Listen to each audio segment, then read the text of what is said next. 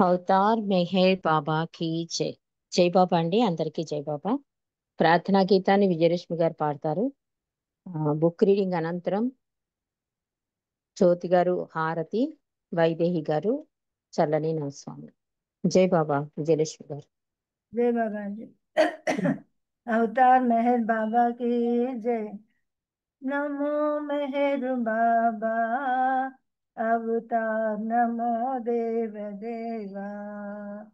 प्रभु नमो मेहर बाबा, अवतार नमो देव देवा। अपार दिव्या कृपा सागरा, अपार दिव्या कृपा सागरा। सकल चराचर जगदोद्धारा, सकल चराचर जगदोद्धारा। नमो मेहर बाबा, अवतार नमो देव देवा। प्रभु नमो मेहर बाबा, अवतार नमो देव देवा। जोहार लिवे श्री मेहर बाबा, जोहार लिवे श्री मेहर बाबा। महिनि जनिंచిన మానవ రూపా, महिनि जनिंచిన మానవ రూపా। इह परानंद जीवमुनीवा, इह परानंद जीवमुनीवा। भव भय भंजन परम पावन, भव भय भंजन परम पावन। नमो मेहर बाबा, अवतार नमो देव देवा। प्रभु नमो मेहर बाबा, अवतार नमो देव देवा। అజ్ఞానాంధత అంతము చేసి, అజ్ఞానాంధత అంతము చేసి। దివ్య విజ్ఞాన దృష్టిను సంగి, దివ్య విజ్ఞాన దృష్టిను సంగి। హరిషడ్వర్గము అంతరింపగా, హరిషడ్వర్గము అంతరింపగా। అవ్యయ మోక్షం అనుగ్రహింపుము, అవ్యయ మోక్షం అనుగ్రహింపుము। నమో మెహర్ బాబా, అవతార్ నమో దేవ దేవా। प्रभु नमो मेहर बाबा, अवतार नमो देव देवा। అవతార్ మెహర్ బాబాకి జై. థ్యాంక్స్ అండి రజనీ గారు, మీకు జై బాబా, అందరికీ జై బాబా. జై బాబా అండి విజయలక్ష్మి గారు. మనం గత కొన్ని రోజులుగా సత్య సంపద అనే పుస్తకంలో అంటే రెండో భాగంలో విశేషాలు తెలుసుకుందుకు ప్రయత్నం చేస్తున్నాం.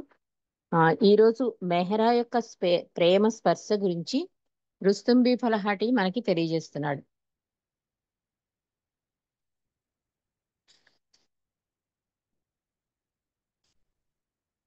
మెహరా ప్రేమ మరియు వాత్సల్యానికి సంబంధించిన మరో కథ నామదిలో మెదిలింది అన్నారు రుస్తుం. ఒకసారి ఒక జంట తమ పిల్లలతో పాటు మొట్టమొదటిసారి మెహరాబాద్ వచ్చారు. పిల్లలు సుమారు 8 సంవత్సరాల నుండి 10 సంవత్సరాల లోపు ఉంటారు. అది డిసెంబర్ మాసం. చలి గట్టిగా ఉంది. మెహరాబాద్ చలి గురించి చెప్పనవసరం లేదు. అదీగాకుండా ఆ సంవత్సరం చలి చాలా విపరీతంగా ఉంది. వాళ్ళు బొంబాయిలో ఉంటూ ఉండడంతో అక్కడ చలి ఎక్కువగా ఉండదు కాబట్టి ఉన్ని బట్టల అవసరం కూడా అంతగా ఉండదు. దాంతో వాళ్ళు మెహరాబాదు వచ్చేటప్పుడు అక్కడ చలికి సరిపడా ఉన్ని దుస్తులు వారు కూడా తెచ్చుకోలేదు వాళ్ళు. పిల్లలిద్దరూ స్వెట్టర్లు వేసుకున్నారు గాని మేజోళ్లు లేకుండా చెప్పులేసుకుని మెహరాజాదంతా తిరుగుతున్నారు. బొంబాయిలో అయితే ఎలా తిరిగినా పర్వాలేదు. అందరి పిల్లల్లాగే వీళ్ళు కూడా అల్లరివాళ్లే. కానీ మెహ్రా దగ్గర ఉన్నప్పుడు మాత్రం చాలా బుద్ధిగా కూర్చుని ఎవరికి ఇబ్బంది లేకుండా ఉండేవారు ఆ పిల్లలు. మెహ్రాజాదు మెహ్రాబాద్ కంటే చల్లగా ఉంటుంది. మెహ్రా తన కథ చెప్పడం పూర్తి చేసి తనకు కుడివైపున కూర్చున్న పిల్లలను చూస్తూ వారు మేజోళ్లు ధరించలేదని గమనించారు మెహ్రా. ఆమె చాలా నొచ్చుకుంటూ తల్లిదండ్రులతో ఎందుకు పిల్లలకు సరిపడా వెచ్చని దుస్తులు వేయలేదని అడిగింది. చలికాలంలో మెహ్రాజాదులో అంత చలి ఉంటుందని తమకు తెలియదని, అందుకే అన్ని ఉన్ని దుస్తులు తమతో తెచ్చుకోలేదని ఆ తల్లిదండ్రులు అన్నారు. తమ పిల్లల ఆరోగ్యాలు మంచివేనని, ఈ చలిని వారు తట్టుకోగలరని, పరవాలేదని కూడా మెహ్రాతో అన్నారు వారు. తల్లిదండ్రుల కంటే కూడా పిల్లల పట్ల మెహ్రా చూపిస్తున్న వ్యాకులత మెహ్రా ముఖంలో స్పష్టంగా కనిపిస్తున్నది. పిల్లల పట్ల ఆవిడ చూపిస్తున్న శ్రద్ధ చూచేవారి హృదయాలకు హత్తుకుపోతున్నది. అప్పుడు మెహ్రా తల్లిదండ్రులతో ఇలా అన్నారు: పాపం వాళ్ళు చిన్న పిల్లలు కదా, వాళ్ళను చలి నుండి రక్షించాలి మనం. పెద్దవాళ్ళం ఎన్ని స్వెట్టర్లు వేసుకున్నా చలిగానే ఉంది. పిల్లలకు తప్పక చలి వేస్తూనే ఉంటుంది అంది మెహ్రా వాళ్ళతో. ఆమె పిల్లల వైపు తిరిగి, మీకు చలేస్తోందా లేదా అని అడిగింది మెహ్రా వాళ్ళతో. వాళ్ళు చలేస్తోంది అని సమాధానమిచ్చారు. మెహ్రా ఆసక్తి అక్కడితో ఆగలేదు. తనకు సహాయం చేసే స్త్రీ పక్కనే ఉంది. ఆమెతో లోనికెళ్ళి కొన్ని వెచ్చని వస్త్రాలు తెమ్మని చెప్పింది. ఆవిడ లోపల నుండి బట్టలు తెచ్చి పిల్లలు వేసుకోవడానికి సహకరించింది కూడా. ఆ తర్వాత తనకు చుట్టూ కూర్చున్న వారికి మరికొన్ని కథలు చెప్పడానికి మెహ్రా సిద్ధపడింది. కాసేపాగి మరలా పిల్లల వైపు తిరిగి, ఇప్పుడు వెచ్చగా ఉందా అడిగింది పిల్లల్ని మెహ్రా. పిల్లలిద్దరూ ఎంతో సంతోషంగా అవునన్నట్లు తలలూపారు. అది మెహ్రాకు బాబా ప్రేమికుల పట్ల ఉన్న ప్రేమ వాత్సల్యము. మాటలతోనే కాకుండా చేతల్లో కూడా ఆమె తన ప్రేమను వ్యక్తపరుస్తుంది. మెహ్రా చెబుతున్న కథలను వింటూ మాలో చాలా మంది పిల్లలు చలిలో తిరుగుతున్నారనే గమనించలేదు మేము. గమనించిన కొంతమంది పెద్దగా పట్టించుకోలేదు. ఈ సంఘటన ద్వారా మెహ్రాకు ఆ పిల్లల పట్ల ఉన్న నిజమైన ప్రేమను మేము చూడగలిగాం. ఆ పిల్లల్ని చలిబారి నుండి రక్షించడానికి ఆవిడ పడిన తపన మా హృదయాలను తాకింది అన్నారు రుస్తుం. అంటే ఒక్కొక్కసారి మనం పైకి అనలేం. ఉంటుంది లోపల కానీ పైనికి అనలేం. ఒక్కొక్కసారి అయ్యో! చలేస్తోందా అనేస్తాం, వదిలేస్తాం. కానీ మెహ్రా తత్వం అలా కాదు. ఏంటంటే వాళ్ళ చలి గమనించింది, తల్లిదండ్రులను అడిగింది, వెళ్లి లోపలికెళ్ళి ఆ ఉన్ని దుస్తులు తీసుకొచ్చి, ఆ పిల్లలు మళ్ళీ కంఫర్ట్ ఆ మొహాల్లో ఆ చలి తగ్గిపోయి సంతోషంగా వాళ్ళు కనిపించే వరకు మెహ్రా ఆతృత పడుతూనే ఉంది. కాబట్టి ఆవిడ ప్రేమ ఒక్క మాటల్లోనే కాదు, చేతల్లో కూడా చూసాము. అలా చలిబారి నుండి ఆ పిల్లల్ని రక్షించాక ఆవిడ కుదుటపడి మళ్ళీ కథలు చెప్పడం ప్రారంభించింది అని రుస్తుంబి ఫల్హాడి చెప్తున్నాడు. అంటే అంత అద్భుతమైన ప్రేమ కురిపించేది ప్రేమికుల మీద అని ఈ విషయం ద్వారా మనకి అవగతమవుతుంది. ఇక బాబా నన్ను రక్షించారు అంటున్నారు రుస్తుం. ఆ విషయాన్ని తెలుసుకుందాం. అప్పట్లో బాబా పుట్టినరోజు మెహ్రా జాతిలో ఘనంగా జరిగేది. పెంపులగాం గ్రామంలోని బడి పిల్లలందరికీ లడ్డూలు పంచేవారు. పిల్లలు వరుసలో వచ్చి మిఠాయిలు తీసుకునేవారు. ఒకసారి ఆ సందర్భంలో నేను మెహరాజాదులో ఉండడం సంభవించింది. మండలి వారు లడ్డూలు పంచిపెట్టే పనిని నన్ను చేయమన్నారు. పిల్లలు మండలి హాలు వెనక నుండి లైన్‌లో లోపలికి వచ్చి బాబా కుర్చీకి ప్రణమిల్లి ముందు గుమ్మం వద్ద ఇవ్వబడే లడ్డూని తీసుకుని బయటికి వెళ్ళిపోవాలి. వందల కొద్దీ పిల్లలు లైన్‌లో నిలబడి ఉన్నప్పటికీ ప్రశాంతంగా లడ్డూ వితరణ జరిగేది. రోజంతా కూడా ఈ కార్యక్రమం కొనసాగేది. సాయంత్రం అయ్యేటప్పటికి మెహరాజాది విడిచి వెళ్ళాలి కాబట్టి బస్సు రెడీగా ఉండేది. వాలంటీర్లు కూడా వెళ్ళిపోవాలనే ఆదేశం. నేను పురుష మండలికి వీడ్కోలు చెప్పి స్త్రీ మండలికి, ముఖ్యంగా మెహరామాయికి జైబాబా చెప్పాలని ఆ వైపు వెళ్ళాను. లడ్డూలు పంచిపెట్టే పనిలో నేను బాగా అలసిపోయాను. స్త్రీ మండలి వద్దకు వెళ్ళేటప్పటికి నాకు తల దిమ్ముగా కూడా ఉంది. నేను లైన్‌లో ఉండగా నా వంతు రానే వచ్చింది. మెహ్రా, నీవు వెళ్ళిపోతున్నావా అన్నారు నన్ను చూచి. అవును, బస్సులో వెళ్ళాలి అన్నాను నేను మెహ్రాతో. అంతలో మెహ్రా తన కుడి చెయ్యి పైకి లేపి నా వైపు చూపింది. నాకు తల దిమ్ముగా ఉండడం, సరిగ్గా ఆలోచించలేని స్థితిలో ఉండడం వల్ల మెహ్రా నాకు ఆలింగనం ఇవ్వడానికి పిలుస్తున్నారనుకుని ముందుకు కదలబోయాను నేను. ఏమైందో తెలీదు. నా శరీరమంతా వశం తప్పి చచ్చుబడిపోయి కదలకుండా అయిపోయాను. ఏం జరుగుతుందో అర్థం కాక నాలో దడ మొదలైంది. హఠాత్తుగా స్పష్టమైన స్వరంతో గట్టిగా నాలో మాటలు వినిపించాయి.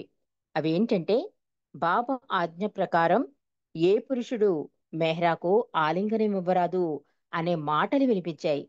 అది వినగానే జాగరూకుడినయ్యాను నేను. నన్ను నేను తమాయించుకున్నాను. నా శరీరంలో మళ్ళీ కదలిక మొదలైంది. మెహ్రా ఎందుకు నా వైపు చెయ్యి చాపింది అర్థం చేసుకోవడానికి ప్రయత్నించాను. మెహ్రూ నాకు వెనుకగా కొంచెం దూరంలో ట్రేలో బాబా ప్రసాదం లడ్డూలు పట్టుకుని నిలబడి ఉండడం చూశాను. మెహ్రా తనకు దూరంగా ఉన్న మెహ్రూ వద్దనున్న ప్రసాదం ఉన్న ట్రే అందుకోవడానికి తన చేయిని ముందుకు చాపిందన్నమాట.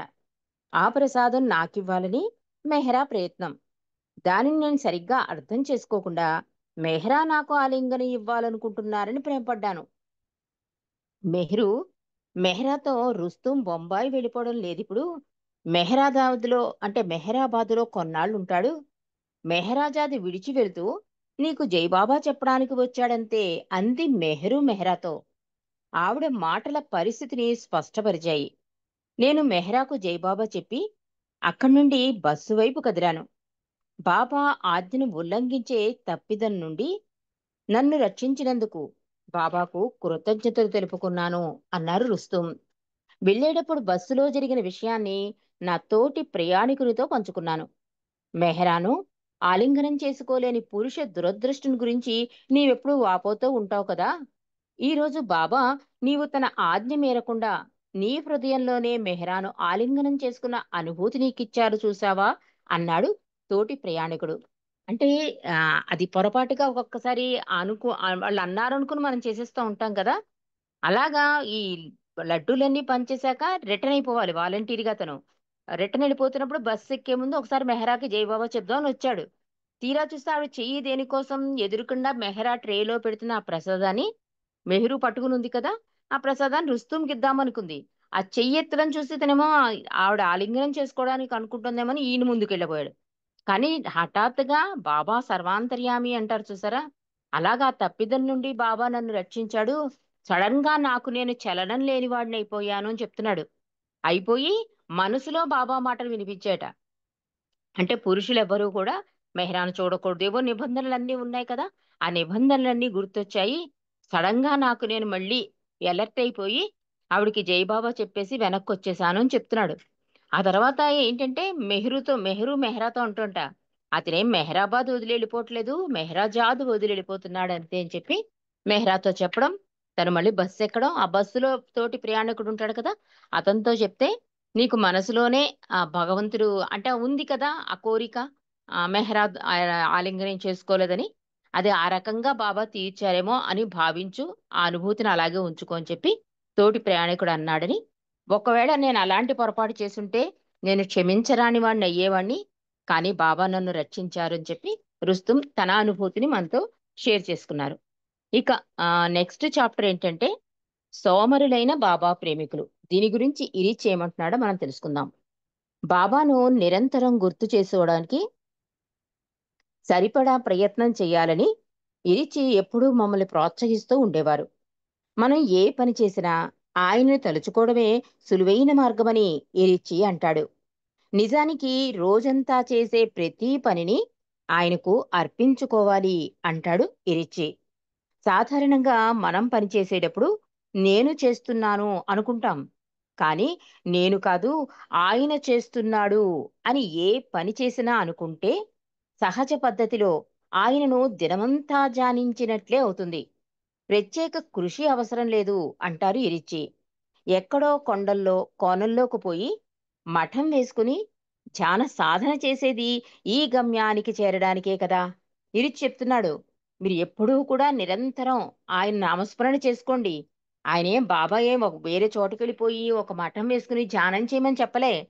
కానీ అలా ధ్యానం చేసేవాళ్ళు కూడా ఏంటి గమ్యం చేరడానికే. కానీ మన ధ్యానం ఏంటి? నేను చేస్తున్నాను అని కాకుండా బాబా చేయిస్తున్నాడనేదే ధ్యానంట. ఇంకంతకన్నా ధ్యానం ఏది అక్కర్లేదు. అదే ప్రత్యేక కృషికి అంటే ఒక చోట కూర్చుని ప్రయత్నం చేయవలసిన అవసరం లేదు. చేసే ప్రతి పని ఆయనకి అప్పగించడం అన్నమాట. చేస్తున్నది ఆయన, చేయించేది ఆయన అనే భావనతో చేయడమే నిరంతర నామస్మరణ అంటున్నాడు రిచి. బాబా మన కోసం అతి సులువైన మార్గాలను ఈ అవతారంలో కనుగొన్నారు. ఆధ్యాత్మిక సాహిత్యం మరియు బాబా సినిమాలు అనేకం మనకు అందుబాటులోకి తెచ్చారు బాబా.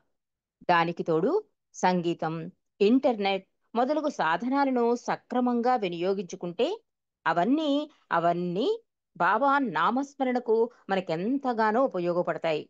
కానీ బాబా ప్రేమికులు ఎంత సోమరులంటే వాటన్నిటినీ ప్రాపంచిక ఆనందానికి ఉపయోగిస్తారు, కానీ బాబా స్మరణకు కాదు అంటారు ఇరిచి. నిజంగా మనం కూడా కరోనా రాకముందు అలాగే ఉండేవాళ్ళమండి. కానీ ఈ కరోనా వచ్చి ఈ ఆన్‌లైన్ స్కైపులు రావడంతో కొంత డిటాచ్ అయ్యాం ప్రాపంచికాన్ని. నిజంగా ఇక్కడ ఇరిచి సోమరులు అంటున్నారు కానీ, మనం నిజంగా అదృష్ట భాగ్యశాలులం. ఇంటర్నెట్‌ని ఎలా వాడుకోవాలో మన బాబా ప్రేమికులకి తెలిసినంత ఇంకెవరికీ తెలీదు. ఎందుకంటే పెద్ద పెద్ద వాళ్ళు కూడా చక్కగా స్కైపులు, జూములు అన్నీ యాడ్ చేసేసుకొని ఎక్కడెక్కడ బాబాదుంటే ఆ విషయాలన్నీ వినడానికి విన్నవేనా, పాడిందేనా మళ్ళీ పాడుకుంటున్నారు, మళ్ళీ తెలుసుకుంటున్నారు. కాబట్టి ఒక అడుగు మనం ముందుకే వేశాం. కానీ ఇరిచ్ ఇక్కడ ఏం చెప్తున్నాడంటే ఒకప్పుడు ఎంత అందుబాటులో బాబా ఇచ్చినా కూడా ఒక సంగీతం రూపంలో, పుస్తకాల రూపంలో, సినిమాల రూపంలో, ఇంటర్నెట్ ఇన్నిచ్చినా కూడా వీటిని దేనికి ఉపయోగించుకోవాలి? బాబా స్మరణకు ఉపయోగించుకోవాలి. కానీ ప్రాపంచిక విషయాలకే ఎక్కువ మొగ్గు చూపుతున్నారు. కాబట్టి బాబా ప్రేమికులు సోమరులు అంటున్నాడు. ఇరిచ్ ఇలా చెబుతుండగా నాకొక జోకు గుర్తుకు వచ్చి ఈరిచ్చితో పంచుకున్నాను. ఒక ఊరిలో నలుగురు సోమరులున్నారు. ఒకరిని మించిన అధముడు మరొకడు. అందరిలో నాలుగోవాడు అతి సోమరి. అతడే బాబా ప్రేమికుడు. వాళ్ళు నలుగురు ఒకసారి ఒక యాపిల్ చెట్టు కింద పని లేకుండా కూర్చుని ఉన్నారు నలుగురు. వారు రోజూ చేసే పని అదే. యాపిల్ చెట్టు నిండా మగ్గిన పళ్ళున్నాయి. మధ్యాహ్న భోజన సమయం కావస్తుండగా మొదటివాడన్నాడు, నాకు చాలా ఆకలిగా ఉంది. ఎవడు చెట్టెక్కి కాయ కోసుకుంటాడు? నేను యాపిలి పళ్ళు నేల రాలితే బావుండును. నేను ఆకలి తీర్చుకుంటాను అన్నాడు మొదటివాడు. రెండోవాడంటాడు, నాకు ఆకలేస్తోంది. కానీ నేల మీద పడిన యాపిల్ మాత్రం ఎవడు తీసుకుని తింటాడు? అది నేరుగా నోట్లో పడితే బాగుండును. నేను తినగలిగేవాడిని అంటాడు రెండోవాడు. అంతలో మూడోవాడంటాడు, నాకు ఆకలిగా ఉంది.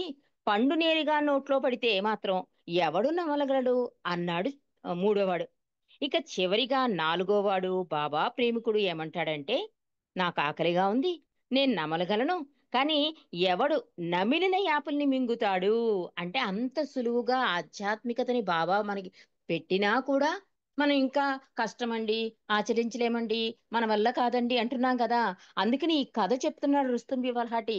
ఎంత దారుణంగా ఉంటామంటే మనం, భగవంతుడు నీ గుమ్మంలోకే నీ ఇంట్లోకే వచ్చి ఇలా నన్ను స్మరించుకో, ఇలా నన్ను తలుచుకో, ఇది జీవిత గమ్యం, దీనికి డిటాచ్ అవ్వు, దానికి అటాచ్ అవ్వు, ఇన్ని బాబా విపులీకరించి మొత్తం అంతా విశదీకరించి ఇందాక చెప్పిన వాళ్ళలాగా నోట్లో పెట్టినా కూడా నమలలేని స్థితి అనమాట.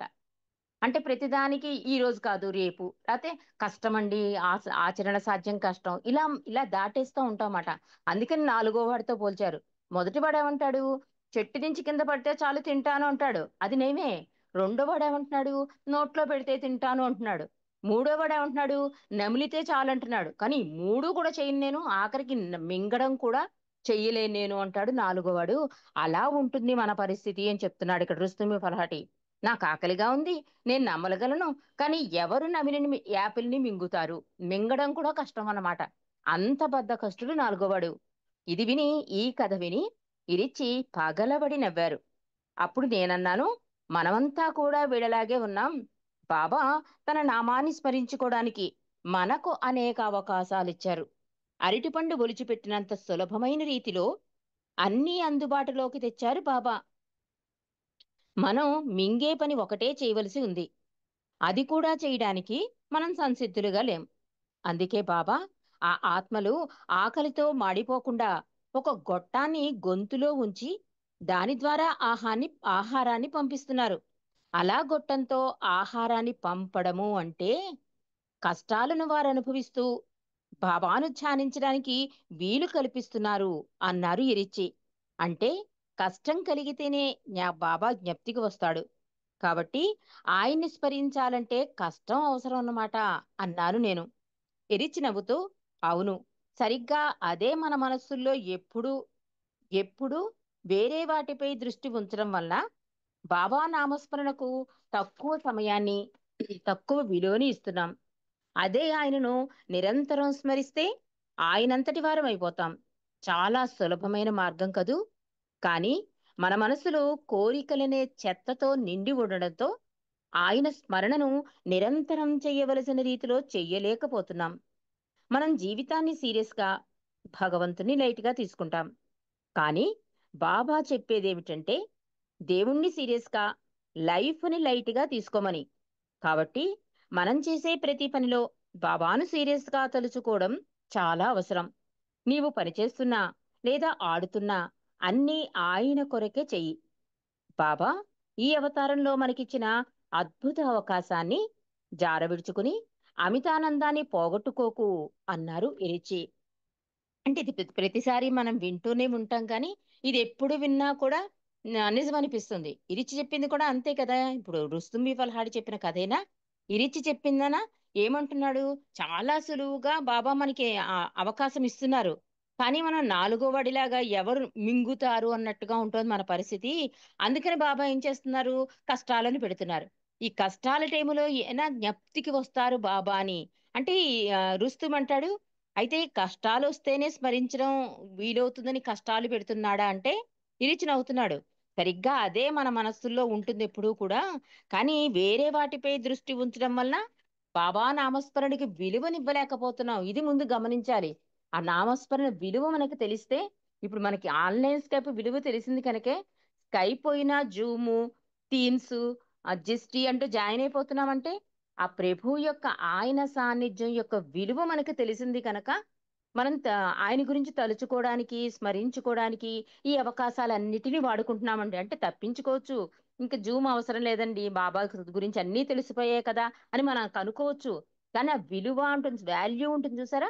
అది మనం గ్రహించాం కనుక దీన్ని కంటిన్యూ చేసుకుంటూ ఆయన సాన్నిధ్యంలో ఆనందానుభూతిని పొందుతున్నాం. ఇది కావాలంటున్నారు బాబా. కాబట్టి ఇరిచి కూడా ఏం చేస్తున్నాడంటే జీవితాన్ని సాధారణంగా భగవంతుని సీరియస్‌గా తీసుకోవాలి. కానీ రివర్స్ చేయడం వల్ల మనకి ప్రాబ్లమ్స్. బాబా చెప్పినట్లుగా భగవంతుని సీరియస్‌గా జీవితాన్ని సాధారణంగా తీసుకుంటే కనక ఆ లైఫ్ స్టైలే వేరేగా ఉంటుంది. అప్పుడు ఏం చేస్తావు? నువ్వు చేస్తున్న ప్రతి పని కూడా ఆయన కొరకే చేయడం అవుతుంది అని ఇది ఈ అవకాశం ప్రభువు మనకిచ్చిన అద్భుత అవకాశం. ఇందులో చాలా ఆనందాన్ని పొందవచ్చు. అంటే దేనికి అంటకుండా ఉంటామండి. ఒక కష్టం వచ్చినా, ఆనందం వచ్చినా దేన్ని కూడా సీరియస్‌గా తీసుకోమాట. బాబానే సీరియస్‌గా తీసుకునే అలవాటవుతుంది మనకి. కాబట్టి ఆ అదృష్టం నుండి దూరం కాకండి అని చెప్తున్నాడు రిచి. ఈ సందర్భంగా చిన్న నా అనుభవాన్ని కూడా చెప్తానండి. అంటే ఒక 3, 4 ఇయర్స్ నుంచి బాబా ఆడియోస్, స్పీచెస్ ఇన్ని చేస్తున్నాం కదా! అనుభూతిలోకొస్తే చెయ్యగలనా? అంటే పెద్ద పెద్ద వాళ్ళు వింటూ ఉంటాం గదా! అంటే జీవితంలో చాలా ఇంపార్టెంట్ అయిన వ్యక్తులు వెళ్ళిపోయినప్పుడు వాళ్ళు ఎలా ఎదుర్కొంటున్నారు? బాబాయే ముఖ్యమని ఎలా జీవితాన్ని ముందుకు తీసుకెళ్తున్నారు? ఆయన స్మరణలో ఎలా గడపగలుగుతున్నానకప్పుడు క్వెషన్ మార్క్ ఉండేది. మొన్న నేను కాకినాడ నుంచి పూనా వస్తున్నప్పుడు 24 అవర్స్ ట్రైన్ లేట్. ఇంకా హాఫ్ అన్ అవర్‌లో పూనా వచ్చేస్తుందనగా, ఇది నర్మద గారు షేర్ చేయమన్నారు కనుక నేను మీతో చెప్తున్నానండి. అంటే బాబా ఎంత ఎలర్ట్‌గా ప్రేమికుల దగ్గర ఉంటారో అనడానికి ఒక తార్కాణం అనమాట. మనదే లోపం. మనం కనుక కంప్లీట్‌గా ఆయన మీద ఆధారపడిపోతే ఎలా రక్షిస్తాడు తండ్రి అనడానికి. ఒక హాఫ్ అన్ అవర్‌లో నేను పూనా రీచ్ అవ్వాలి. కానీ ఔటర్‌లో 45 మినిట్స్ ఆపేశాడు. దానివల్ల ఏమైంది లో షుగర్ అయిపోయి నేను అన్‌కాన్షియస్‌లోకి వెళ్ళిపోతున్నాను. మొత్తం అంతా స్వెట్టింగు అసలేం తెలియట్లేదు. నాకెవరు కనిపించట్లే. కానీ మనసులో ఏమైందంటే, బాబా నీ దర్శనం చేసుకోవాలి. మరి పూనా వస్తున్నాను. నేనింకా మెహరాబాద్ కూడా దర్శించలేదు. ఎలా? నన్నిలా చేసేస్తున్నావు? నెక్స్ట్ బిలవెట్ గాడు చదువుకున్నాను.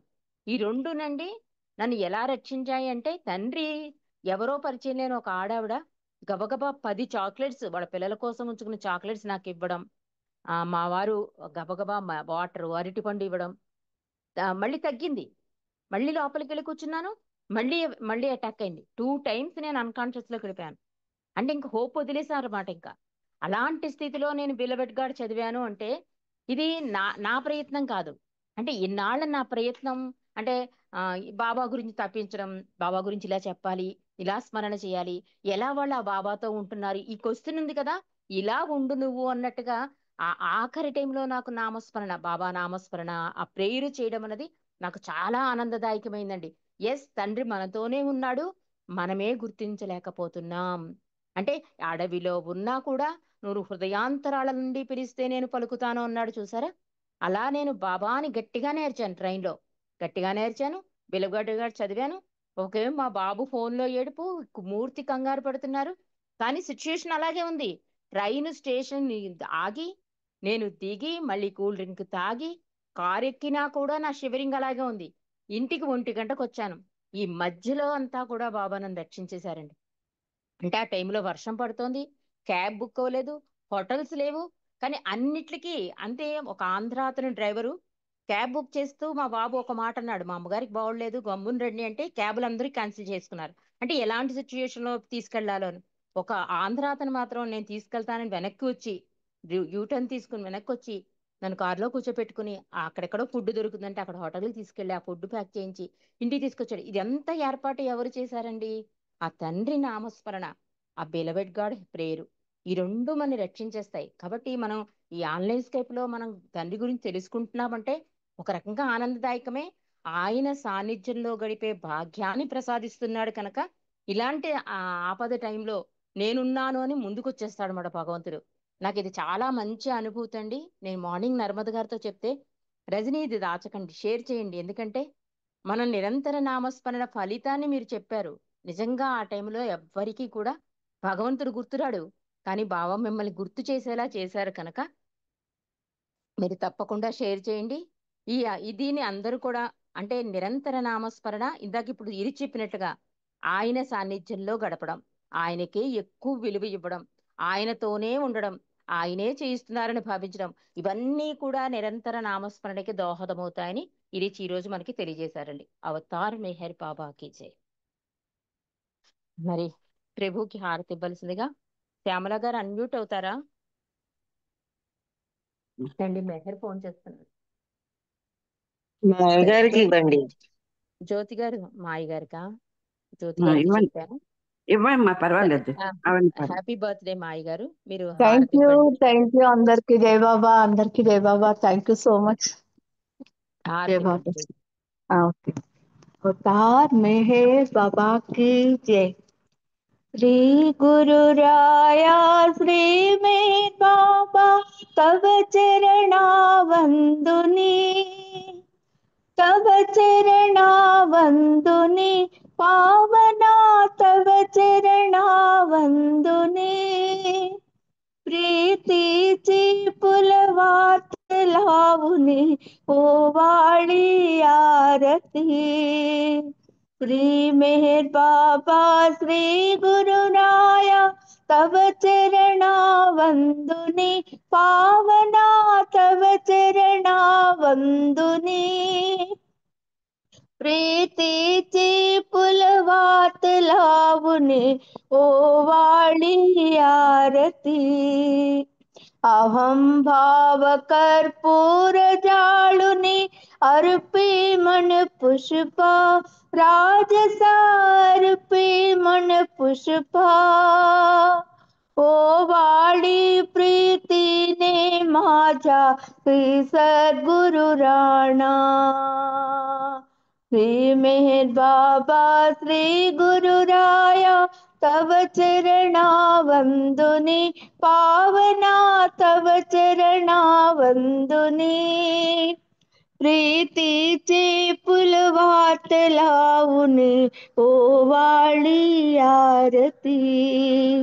प्रेम सागरा ज्ञान दीप तव तेजो शांत पसरवे, अंतरे तेजो शांत पसरवे। नुसते हे उजळाळ्या पंच हे प्राणांच्या ज्योती। श्री मेहर बाबा श्री गुरु राया तव चरणा वंदुनी, पावना तव चरणा वंदुनी। प्रीतीचे पुलवात लावुनी ओवाळी आरती। प्रेम प्रेम सागरा प्रशांत सुंदर मूत तुझी मज आनंदे डोलवे, प्रियतमानंदे डोलवे। पुण्य दर्शने तुझ्या उसळते हर्षोन्मी हृदया। श्री मेहर बाबा श्री गुरु राया तव चरणा वंदुनी, पावना तव चरणा वंदुनी। ಪ್ರೀತಿಚಿ ಪುಲವಾತಲಾವುಣಿ ಓವಾಳಿ ಆರತಿ स्वीकारित प्रेम माझला तुलसी विनती सद्गुरु तुझसी विनती मम अज्ञान दूर करो ने स्वस्वरूप जे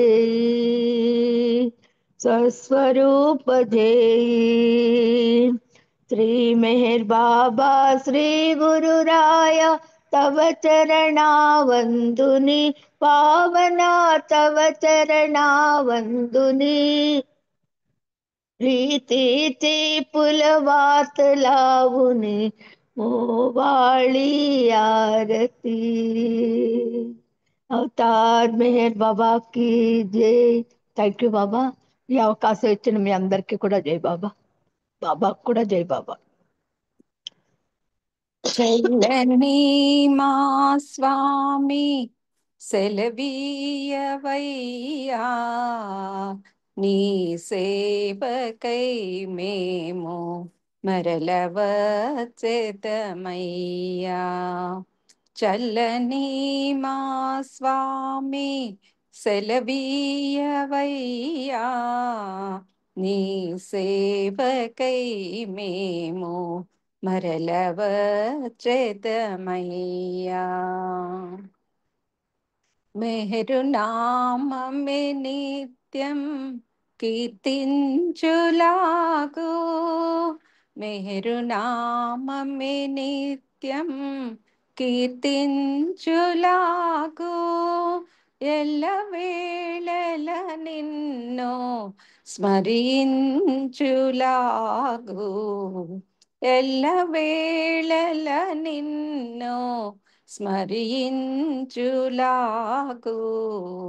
చల్లని మా స్వామి సెలవీయవయ్యా నీ సేవకై మేము మరలవచ్చేతమయ్యా నీ సేవలో మేము తరించులాగు నీ సేవలో మేము తరించులాగు ప్రేమతో దీవించి సెలవీయవయ్యా ప్రేమతో దీవించి సెలవీయవయ్యా సెలవీయవయ్యా సెలవీయవయ్యా సెలవీయవయ్యా అవతార్ మెహర్ బాబా की जय